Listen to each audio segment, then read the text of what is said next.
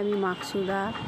আমি আজকে সাহেবগঞ্জে আছি। দেখো সাহেবগঞ্জে একটু রোদ উঠেনি আজকে। এটা রাস্তা।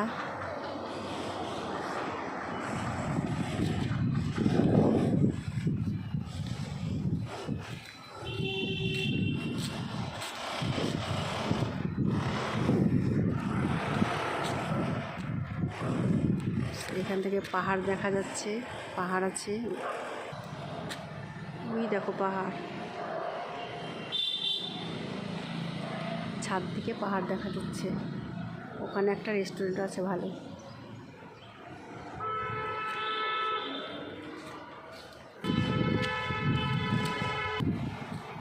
পাহাড়, আজকে একটু রোদ নেই, হাওয়া বইছে শুধু।